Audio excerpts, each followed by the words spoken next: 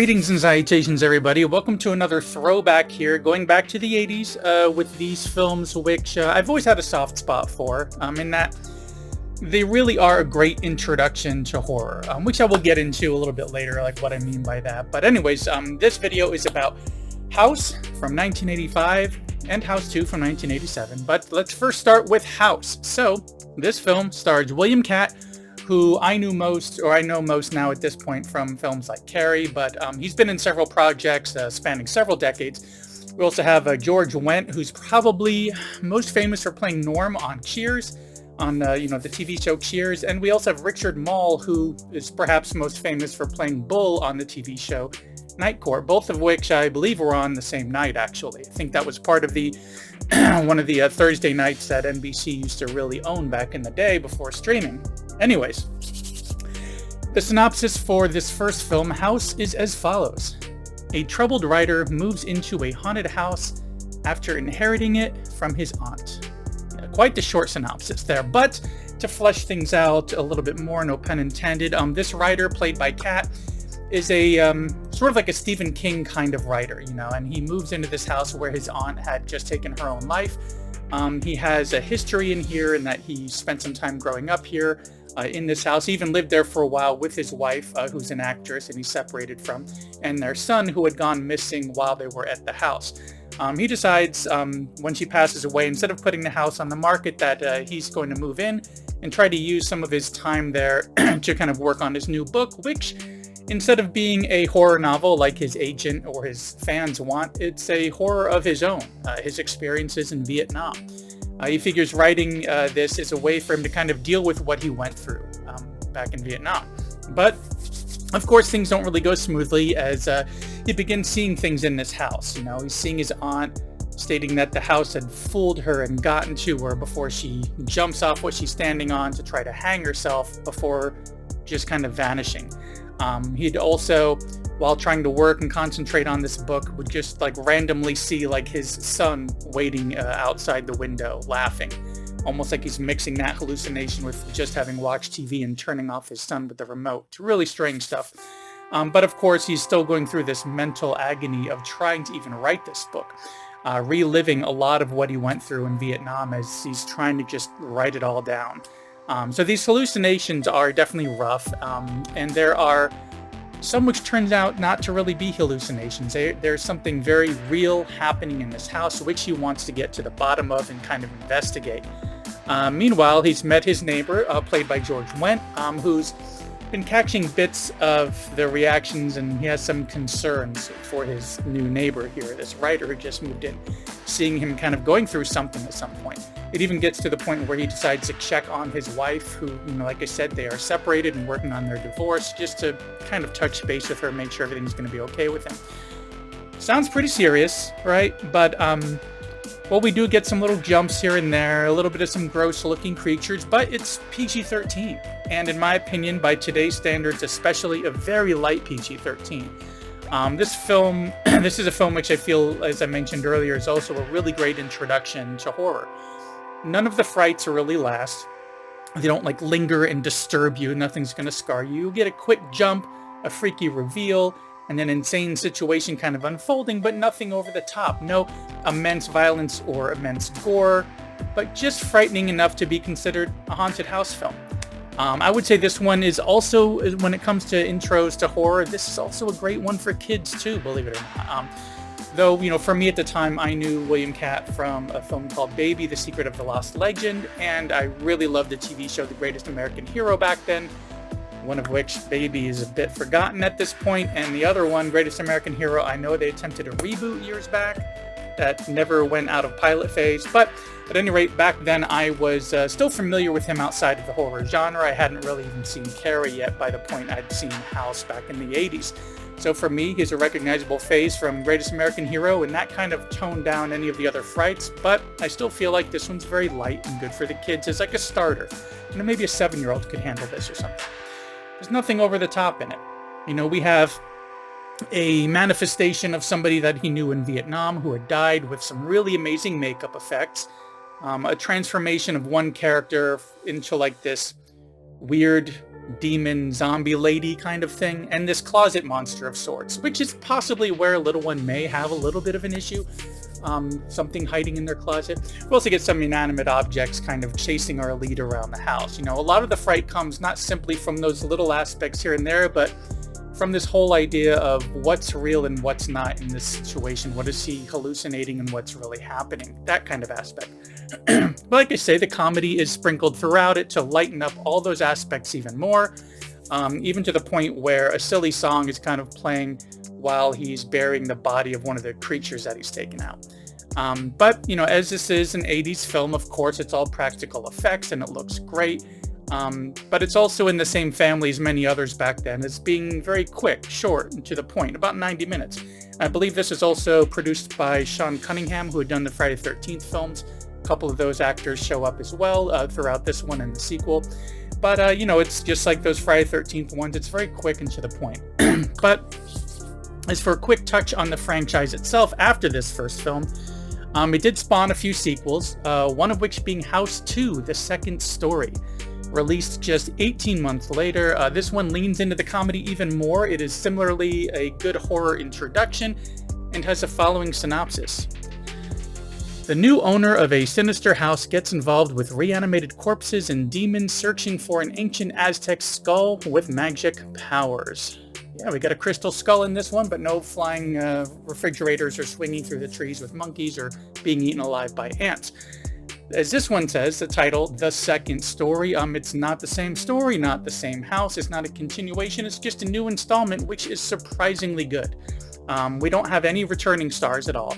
Instead, we get Ari Gross, who I've seen in several things throughout the 80s and 90s. Jonathan Stark, who was in Fright Night, one of my favorite 80s horror films. If you've been with the channel a while, you know that I just seem to always work it in, mentioning it somewhere. And Royal Dano, whose voice alone I think you would recognize, as well as John Ratzenberger's voice. Yep, we get Cliff from Cheers in this one. So we got Cliff and Norm from Cheers between these two films. And of course, anybody into Pixar films will recognize John Ratzenberger's voice, as he seems to have a voice in every single one of those films somewhere. But like I said, this one leans into the humor much more and is quite random. I mean, Bill Maher is in this. Yeah, Bill Maher. He used to act before having that talk show, so he's actually in this one. And we even get a cameo, a very quick cameo from Jason himself, Kane Hodder, looking like just a little kid back then. I would never say that to his face. Anyways, so the house was left to our lead, whose family had owned it. He has a great-great-grandfather who had gone missing looking for this Aztec skull. He's kind of investigating some of that once he moved in. We have this really cool backstory, which is great because we get his investigating what happened with his grandfather, and then his grandfather character makes an appearance and is able to provide a lot of exposition. And when I say this is quite random, I mean it. Like, suddenly there's a Halloween party that one of the characters forgot was going on, where his great-great-grandfather is able to blend in, because since he looks kind of rough, Halloween party is best for him. We get alternate dimensions. We get things getting especially humorous when it comes to Ratzenberger's character, who is part electrician and part adventurer. Like, literally, he does all the electrician work. He's got in his toolkit a little sword he can take with him, and I believe even on his business card it says something along the lines of electrician or contractor and adventurer. It's really silly. He brings a lot to it. So does Jonathan Stark. They really deliver all the comedy, as it really, like I said, it leans into it more, makes it a whole lot of fun. Now, I would say if the original House was 70-30, as far as 70 horror, 70 humor, 30 horror, that little split there and that little ratio. This one's about 90-10, about as scary as The Haunted Mansion. Both the rides and the films, you know, spook factor, bit of humor thrown in, but it's just a very light film. I wouldn't even call it horror at all because it's so light. But while not having any returning characters or actors and being much more of a comedy, this all works really well for House 2. We really never revisit anything from the first two films. We just have another crazy random horror comedy with adventurers and prehistoric animals and Aztecs and a catter dog. Yeah, we got this little catter dog. Everybody seems to remember the catter dog if they saw this back in the 80s and have come across anything I posted about this recently. that cat or dog really sticks out. But this one really does stand out on its own. It can be enjoyed on its own, but of course it pairs perfectly with the original, simply in them both having the same vibe. Though this one goes a little bit more on the B-movie kind of feel to it, a little more action-adventure as well. But not everything worked out well in this franchise, because after this we got the horror show, which is billed simply as a horror show rather than House 3 when I saw it, which I remember Lance Henriksen being in it having nothing to do with a house that I can recall, or at least it wasn't a central aspect, and I remember really not enjoying it and being confused about it being called House 3 in some advertisements. Though now it does seem to be being billed as House 3 the horror show, and a quick look shows it was also an Alan Smithee directed film, the same director as Morgan Stewart's Coming Home, which I will link to at the end, and Hellraiser Bloodline.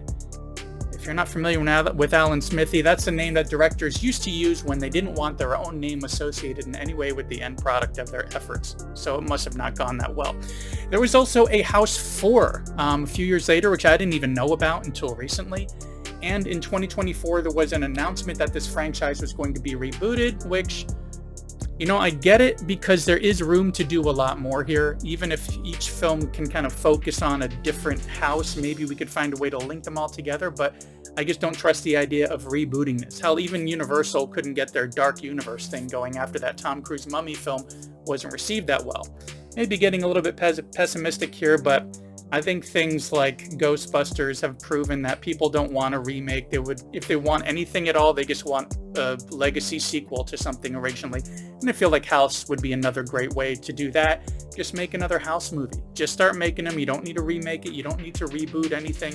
And then just somewhere along the way, you can have it linked to the other House films. At least having it linked to House 1 and 2. Anyways, that's a long little tangent there. But back to House from 1985 and House 2 from 1987 to wrap all of this up. These are very light PG-13 horror films which have great practical effects of the 80s in them, very slim runtimes, each with an interesting story bordering on like that mystery horror, and of course, you know, having that big slathering of comedy on top of it all, which I feel is a great intro to horror for someone who either isn't that into it and was looking for something light to start with, or even if you have kids who are showing interest in horror, but starting them with Terrifier is off the table, as it should be, because these two really balance everything out in this fun, light horror films, which are definitely worth checking out. And speaking of checking out, thanks for checking out this latest video here for House from 1985 and House 2 from House 2, the second story from 1987, which at the time of this video, they are available on Hoopla, Tubi, and Pluto. I'd gotten part 1 on Blu-ray to add to my collection. Partially due to nostalgia, but now that I gave it my first rewatch in well over 10 years, I'm glad to have a copy of my own in my own collection, and I'm eyeing House 2 when I can get around to snagging that one. But for right now, I'd check that one out on Tubi, who, if you're not familiar with Tubi, at least in my area, the commercials seem very light. Things do come and go quickly on Tubi, though, so if you see something you're interested in, check it out within a few days, because they seem to swap them pretty quick, but the commercial experience is very light there. Anyways, that's all that I got for this one. Thanks for coming by and sticking around to the end, as it really does help out quite a bit. I got a link coming up in just a minute here for that Morgan Stewart's Coming Home, so be sure to check that out. If you enjoyed this video, please give me a thumbs up, and if not already subscribed, consider subscribing and hitting that little bell icon to get notification for when I put up new content, which is 1 to 3 times a week. For those who are new, I usually try to focus on horror. Occasionally I'll do 80s films which feel like they've been borderline forgotten. If I check them out again and it turns out there's still something good within them, I'll put together a little video about it. And every now and then I'll throw in something new that isn't related to horror. But that's just, that's pretty rare. But at any rate, that's all I've got for this one. Thanks for coming by, and I will see you in the next one.